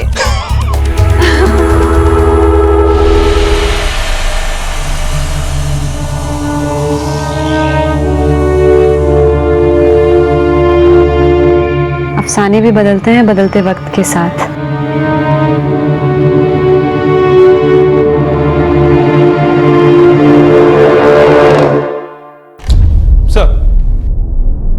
निशान के पड़ोसी, दोस्त, रिश्तेदार, कलीग्स सभी से पूछताछ की, लेकिन कहीं से भी ऐसा नहीं लगा कि रितु का अपने ससुराल वालों से कोई भी झगड़ा हो सकता है रितु और निशांत के बीच कुछ ऐसा हुआ हो जिसकी बाहर किसी को कुछ खबर ही ना हो। ये निशांत के कॉल रिकॉर्ड से उसके अफेयर का कोई हिंट मिला? नहीं सर, निशांत की बातचीत ज्यादातर अपने कलीग्स या स्टूडेंट से होती थी और पूछताछ के दौरान भी निशांत या उसकी माँ के बारे में सबने अच्छा ही बोला है।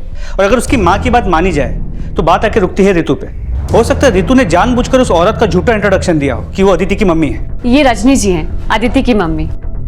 लेकिन रितु ने झूठ बोला तो किस मकसद से? सर हो सकता है कि वो इस शादी से खुश ना हो। लेकिन रितु के परिवार वालों ने कहा था कि रितु की शादी उसकी मर्जी से हुई थी और रितु के कॉल रिकॉर्ड्स में भी उसके अफेयर का कोई एंगल सामने नहीं आया, तो फिर खुद को गायब करने की साजिश क्यों रचेगी? सर रितु का झूठ बोलना अपने आप में एक साजिश है। जो औरत अपने आप को गायब करने की साजिश कर सकती है वो अपने अफेयर को भी छुपा सकती है। तो हो सकता है कि उसके पास और एक नंबर हो।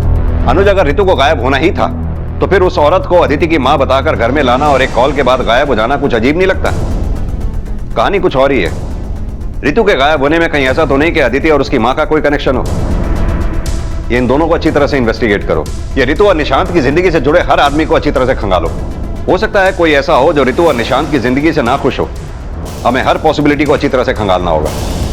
जी सर।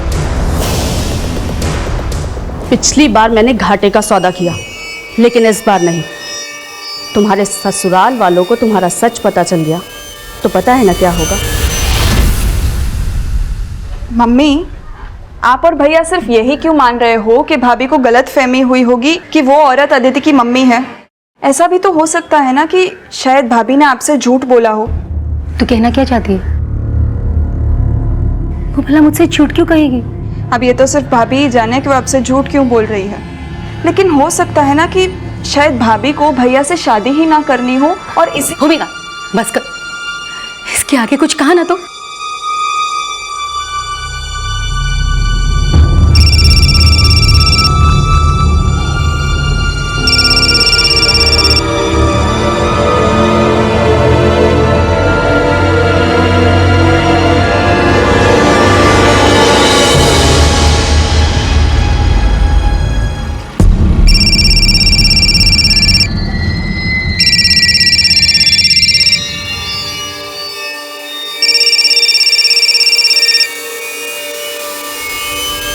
हेलो। प्लीज जूही, तू वो सारी बातें किसी को मत बताना।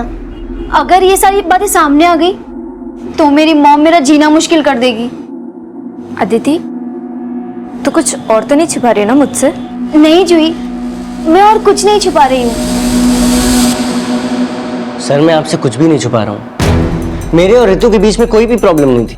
हो सकता है रितु आपसे कुछ छुपा रही हो। क्या आपको रितु पे शक नहीं हो रहा? कैसा शक? यही कि रितु की बातों से कभी आपको ऐसा लगा हो कि उसके पास या प्रेजेंट में किसी के साथ उसका कोई अफेयर रहा हो? अफेयर? नहीं सर, मुझे नहीं लगता रितु का कोई भी अफेयर रहा होगा। सर जरूर मेरी रितु किसी कॉन्स्पिरेसी का शिकार हुई है। और ये कॉन्स्पिरेसी उस औरत से जुड़ी है जिसके बारे में कोई नहीं जानता। आपको नहीं लगता कि रितु ने आपकी मां से उस औरत के बारे में झूठ बोला हो? सर मुझे लगता है कि रितु पे शक करने की बजाय आपको ये पता करना चाहिए कि वो औरत कौन है जिसकी वजह से मेरी रितु पिछले 7 दिन से गायब है। उस औरत के होने ना होने का सवाल इस केस में बार बार उठ रहा था, जिसमें एक तरफ रितु द्वारा उस औरत को अदिति की मम्मी बताना एक झूठ भी समझा जा रहा था और वहीं दूसरी तरफ उसे हकीकत मानकर रितु के गायब होने की साजिश भी। लेकिन वो औरत वाकई में थी या नहीं, ये बात अब भी पुलिस के लिए एक पहेली बनी हुई थी और उसके होने की संभावनाओं को सच मानकर एक नए सिरे से उसकी पहचान पता लगाने की कोशिश की जा रही थी। सर उस औरत के स्केच को आसपास के सभी पुलिस स्टेशन में भेज दिया है, लेकिन ना उसके बारे में कोई लीड मिल पा रही है और ना उसका चेहरा किसी भी क्रिमिनल से मैच करता है। अपने इन्फॉर्मर्स के नेटवर्क को अलर्ट करो। उनसे कहो हमें हर हालत में इस औरत के बारे में इंफॉर्मेशन चाहिए। सर उस औरत की पहचान पता करने के साथ रितु और निशांत के अफेयर का एंगल भी इन्वेस्टिगेट किया जा रहा था और यह भी पता लगाया जा रहा था कि क्या रितु और निशांत के बीच कोई ऐसा भी था जो रितु और निशांत के रिश्ते से जलता था।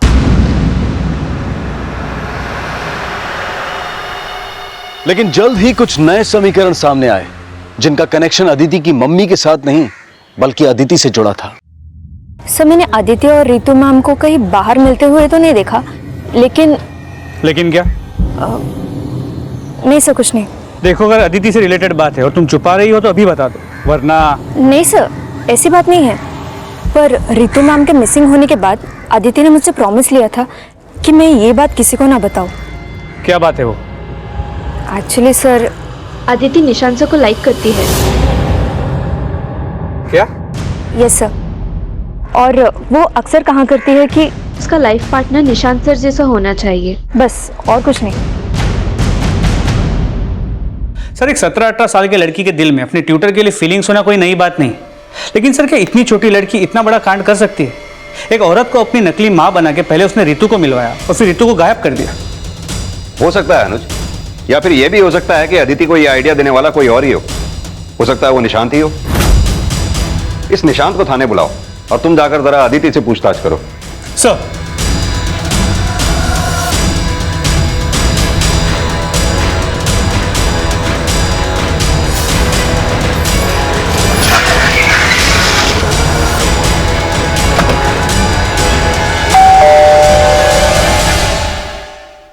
सर ऐसा कुछ नहीं है, आपको जरूर कोई गलतफहमी हुई है। इस बारे में हम अदिति से सुनना चाहते हैं। क्या तुम निशांत सर को लाइक करती हो? हाँ सर, मैं उन्हें लाइक करती थी, लेकिन मैंने रितु मैम को किसी भी लेडी से नहीं मिलवाया था। मैं सच बोल रही हूँ। एक बात बताओ, क्या सिर्फ तुम निशांत सर को लाइक करती हो या वो भी तुम्हें लाइक करते हैं? सर ये कैसी बात कर रहे हैं आप? अदिति मेरी स्टूडेंट है। लेकिन हमने तो सुना है उसी स्टूडेंट ने तुमसे शादी करने के सपने संजो रखे थे। हो सकता है उसकी इसी इनोसेंट फीलिंग का तुम फायदा उठा रहे हो। अदिति ने तुम्हें ब्लैकमेल किया हो कि अगर तुमने रितु से शादी की तो वो तुम्हारे और अदिति के संबंधों के बारे में रितु को बता देगी। अदिति चुप रहे इसलिए तुमने रितु को गायब करवा दिया हो। सर मैं रितु को बचपन से जानता हूँ सर, प्यार करता हूँ उससे। सर प्लीज ऐसा मत बोलिए। निशांत सर ने मुझे कभी चीट नहीं किया। ये फीलिंग्स तो सिर्फ मेरी तरफ से थी। ये बात मैंने उनसे नहीं कभी कही और ना ही कहना चाहती थी, क्योंकि मुझे पता था वो मेरे टीचर हैं और वो मुझसे बहुत बड़े हैं। सर मैं अपनी बेटी को बहुत अच्छे से जानती हूँ। वो बचपने में ऐसा कुछ सोच सकती है, लेकिन कभी कोई ऐसा काम नहीं कर सकती जिससे उसकी माँ शर्मिंदा हो। मेरी बेटी उनके यहाँ सिर्फ 1 घंटा ट्यूशन पढ़ने जाती है और मेरी नजर हमेशा उस पर रहती है। अगर कोई ऐसी वैसी बात होती तो मुझसे छिप नहीं सकती थी। अदिति और निशांत का अफेयर था या फिर ये अदिति की एक तरफा फीलिंग थी? इन सब बातों में रितु के गायब होने का कनेक्शन हो सकता है, लेकिन सबसे बड़ा सवाल इस स्केच वाली लेडी का रितु के गायब होने में क्या कनेक्शन है जिसे रितु अदिति की मां समझ रही थी?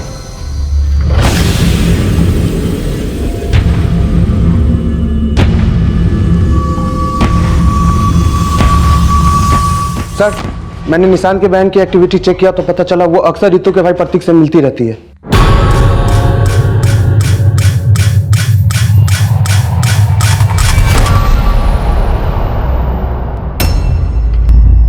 यानी प्रतीक और भूमिका का अफेयर चल रहा था। इन दोनों के अफेयर का रितु के गायब होने से क्या कनेक्शन हो सकता है? सर कनेक्शन का तो पता नहीं, लेकिन उन दोनों को देख के लगता नहीं जैसे उन्हें रितु का गायब होने का कोई दुख भी है।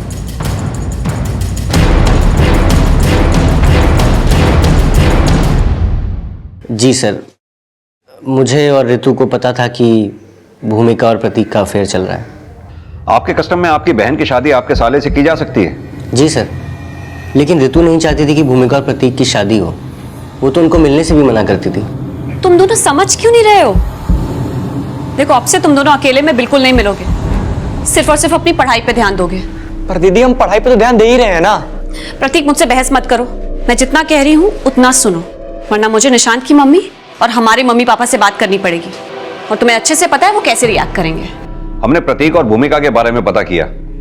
हमें नहीं लगता कि प्रतीक और भूमिका ने रितु की बातों को सीरियसली लिया हो। सर भूमिका ने तो मुझे प्रॉमिस किया था कि वो प्रतीक से कभी नहीं मिलेगी, लेकिन प्रतीक सर अपने तरीके से ही सोचता है। कहीं ये तरीका रितु के गायब होने से तो नहीं जुड़ा?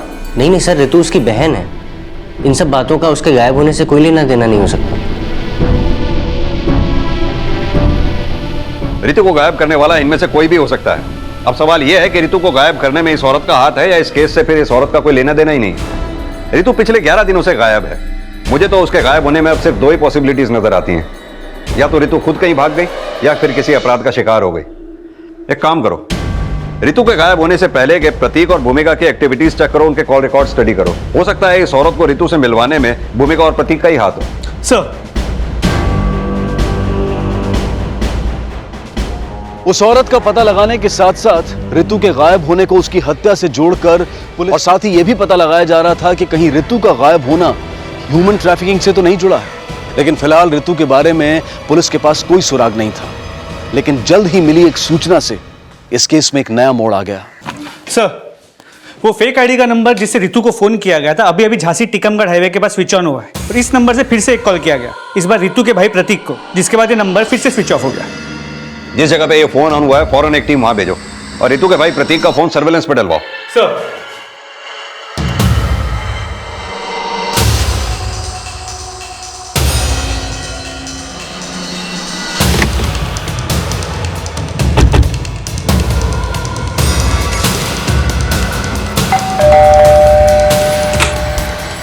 आप लोग प्रतीक को बुलाइए। सर प्रतीक तो अभी अभी घर से बाहर निकला। कहाँ गया? सर मालूम नहीं, लेकिन कोई खास वजह सर? सर प्रतीक घर में बिना बताए कहीं चला गया। ठीक है सर, चलो जल्दी।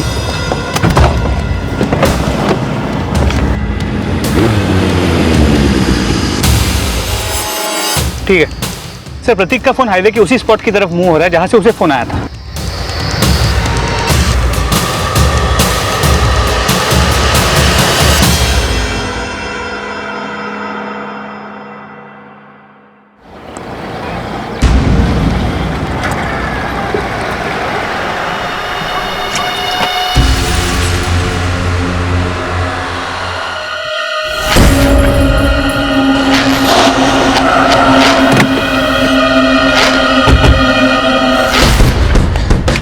सर अच्छा हुआ आप आ गए, मैं आपके पास ही आ रहा था। वहां पे क्लास पड़ी हुई सर।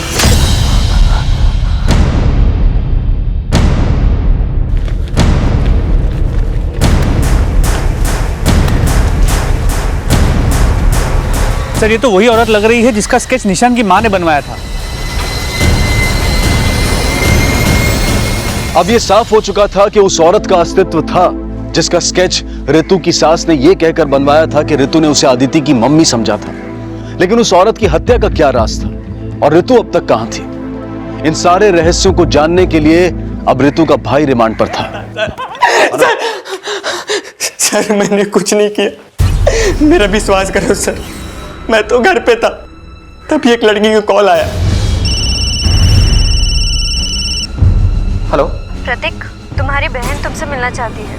कौन बोल रहा है?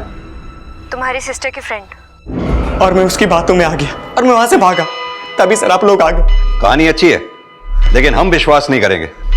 सीधी तरह से ये बता के रितु कहां पर है? सर मुझे नहीं पता। कहीं ऐसा तो नहीं उस औरत की तरह तूने रितु को भी मार दिया? नहीं सर, मैंने किसी को नहीं मारा सर, रितु हमारी बहन है, भला मैं उसे क्यों मारूंगा? क्योंकि रितु तुझे भूमिका से मिलने से मना करती थी, इसलिए तूने उस औरत की मदद से रितु को वहां बुलाया और बुलाकर मार दिया। उस औरत की वजह से तू ना फंस जाए, बाद में तूने उस औरत को भी मार दिया। नहीं सर, मैंने किसी को नहीं मारा सर। अनुज, इसकी तब तक पिटाई करते रहो जब तक ये सच ना बोले। सर मेरे बेटे ने ऐसा क्या कर दिया सर जो आपने उसे अरेस्ट कर लिया? आपके बेटे को हमने उस औरत की लाश के साथ अरेस्ट किया है जो रितु के साथ अदिति की मां बनकर आई थी, और हमें शक है कि रितु को प्रतीक नहीं मारा है। नहीं साहब, ऐसा नहीं हो सकता साहब, उसे जरूर कोई फंसा रहा है। प्लीज साहब उसे छोड़ दीजिए प्लीज। हम उसे ऐसे नहीं छोड़ सकते, आप लोग अभी जा सकते हैं। लेकिन मैंने कहा ना आप लोग अभी जा सकते हैं। भूमिका तुमसे कुछ पूछताछ करनी है। रश्मि, भूमिका को अंदर लेके आओ। हाँ सर, मैं मानती हूँ कि भाभी के मना करने के बाद भी मैं और प्रतीक एक दूसरे से मिलते थे, लेकिन ना ही प्रतीक ने कुछ किया और ना ही मैंने। तुमने क्या किया है क्या नहीं किया ये तो हम पता कर ही लेंगे, अभी तो तुम्हें जाने दे रहे हैं, लेकिन हमसे पूछे बगैर ये शहर छोड़कर जाना मत कहीं। पापा, मैंने और रितु ने प्रतीक और भूमिका दोनों को समझाया था, लेकिन प्रतीक और भूमिका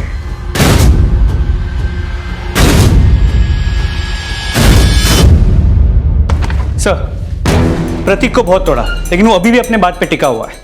हो सकता है अनुज प्रतीक का इस औरत के मर्डर से कोई लेना देना ही ना हो, क्योंकि वो फेक आईडी वाले नंबर से खुद को कॉल क्यों करवाएगा?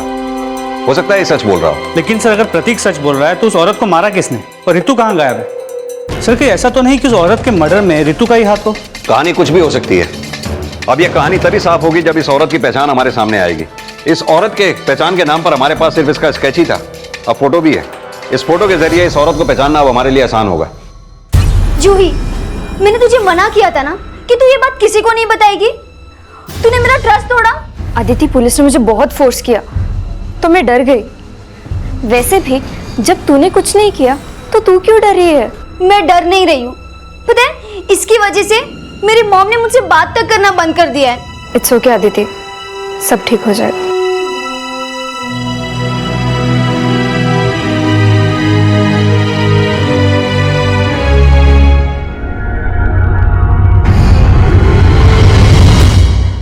ये उसी औरत का फोटो है।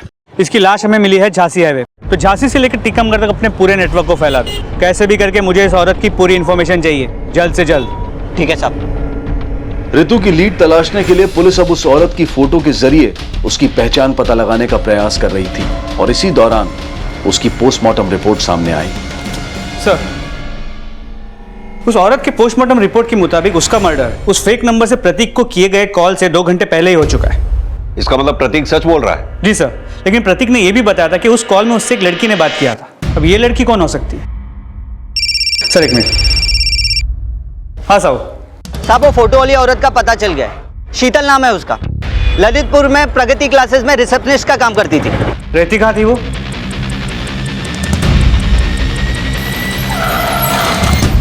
आइए सर। बोल चंदू।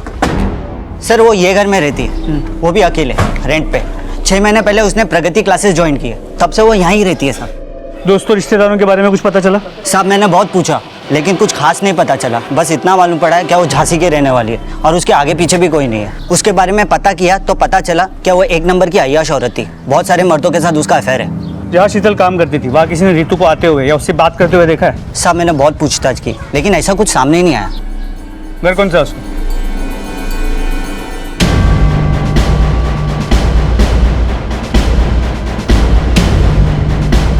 दरवाजा तोड़ो।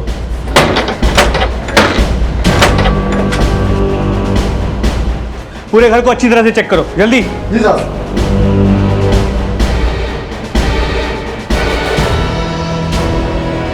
सर यहाँ कुछ नहीं मिला। सर घर में कुछ नहीं मिला, लेकिन मैं यहाँ पूछताछ करवाता हूँ और एक टीम को झांसी भेजता हूँ, शायद कोई लीड मिल जाए। जी सर। आखिरकार उस औरत की पहचान शीतल नाम से हो गई और पुलिस ने जब शीतल का बैकग्राउंड खंगाला तो रितु के खिलाफ रची गई साजिश का पर्दाफाश हो गया। सर, शीतल की पूरी इंफॉर्मेशन निकाल ली है। 1.5 साल पहले टीकमगढ़ के ब्राइट फ्यूचर कोचिंग क्लासेस में वो रिसेप्शनिस्ट का काम करती थी। उसी दौरान निशान भी वहां पढ़ाने जाया करता था और उन दोनों के बीच फोन पे बातें भी हुआ करती थी। सर उसके करंट कॉल रिकॉर्ड्स को चेक किया तो पता चला 10 दिन पहले उसके नंबर पे जूही के नंबर से एक कॉल किया गया था। ये जूही कौन है? सर जूही भी अदिति के साथ निशान के घर पे ट्यूशन पढ़ने जाती है।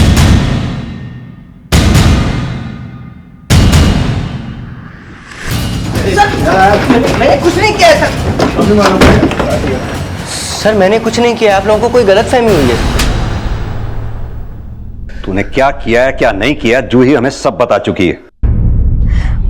सब मैंने अकेले कुछ नहीं किया, निशान सर के साथ मिलकर किया। अब तू खुद बोलेगा या हम उगलवाएं?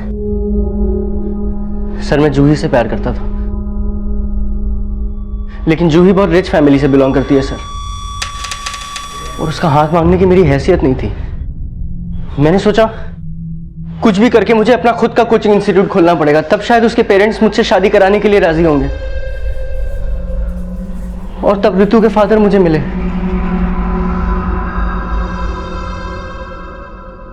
और उसके बाद उन्होंने मां से रितु और मेरी शादी के लिए बात की। रितु उनकी इकलौती बेटी थी। मुझे लगा कि वो दहेज देने में कोई कमी नहीं रखेंगे, इसलिए दहेज के लिए मैंने रितु से शादी की। मगर जूही से शादी करने के लिए मुझे रितु को रास्ते से हटाना था, और मुझे पता था कि अदिति मुझे लाइक करती है, इसलिए जूही और मैंने मिलकर के प्लानिंग की। मैंने जूही के फोन से शीतल को फोन किया और उसको अदिति की मम्मी बनने की एक्टिंग करने को कहा। मुझे पता था कि शीतल पैसों के लिए कुछ भी कर सकती है। सर जूही और शीतल रितु से मार्केट में मिले और जूही ने शीतल को अदिति की मम्मी बता करके इंट्रोड्यूस किया, और शीतल ने भी रितु से अदिति की मम्मी बनकर के दोस्ती शुरू की, और धीरे धीरे उससे यह कहना शुरू किया कि उसे शक है कि मेरा और अदिति का अफेयर चल रहा है। और उस दिन रितु को बाहर बुलाने के लिए शीतल ने रितु को फोन करके कहा कि उसने मुझे और अदिति को हाईवे के पास लॉज में जाते हुए देखा है। सर, मैं 4 बजे कोचिंग सेंटर से निकलता हूँ और 5 बजे घर पहुँचता हूँ। मैंने अपना फ़ोन जूही को दिया और वो मेरा फ़ोन लेकर के मेरे घर की ओर गई और मैं हाईवे पहुँचा जहाँ शीतल ने रितु को बुलाया था।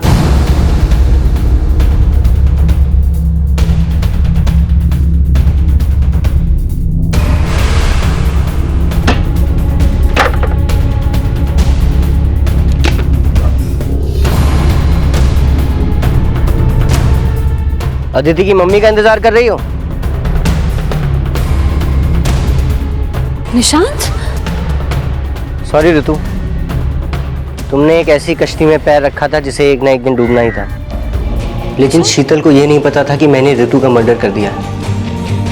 और मैंने भी ये नहीं सोचा था कि रितु शीतल को लेके मेरे घर आ जाएगी और माँ उसका स्केच बनवा देगी। जब शीतल को पता चला कि आप लोग उसे ढूंढ रहे हैं तो वो बोलने लगी कि वो आपको सब कुछ सच बता देगी।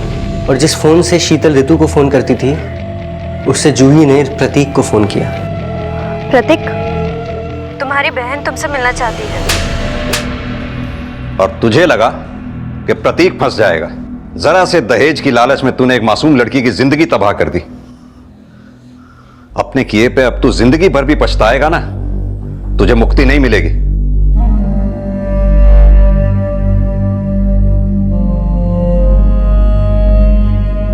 रितु और निशांत का रिश्ता सिर्फ पति पत्नी का नहीं था, वो दोनों बचपन के दोस्त भी थे। लेकिन लालची और धोखेबाज इंसान रिश्तों का लिहाज नहीं करते। निशांत ने एक ऐसी साजिश को अंजाम दिया जिसमें रितु के विश्वास के साथ ही नहीं बल्कि उसके दिमाग के साथ भी खेला गया। लेकिन अगर रितु एक बार भी इन बातों का जिक्र अपने माता पिता से करती तो शायद वो इस बुरे अंजाम से बच सकती थी। किसी भी अनजान व्यक्ति को जाने समझे बिना उसकी हर बात पर यकीन कर लेना और अपनों के साथ अपनी तकलीफ को साझा ना करना हमारी एक ऐसी भूल हो सकती है जिसमें कभी कभी हमें पछताने का मौका भी नहीं मिलता। इसी विचार के साथ मैं अनूप सोनी अब आपसे विदा लेता हूं। फिर मुलाकात होगी अगले एपिसोड में एक और चौंका देने वाले केस के साथ। तब तक अपना और अपने परिवार का ख्याल रखें और देखते रहें क्राइम पेट्रोल डायल 100। सबक एक को सीख हम सबको। जय हिंद। इस तरह के और भी एपिसोड देखने के लिए हमारे चैनल को सब्सक्राइब करें और बेल आइकन दबाना ना भूलें।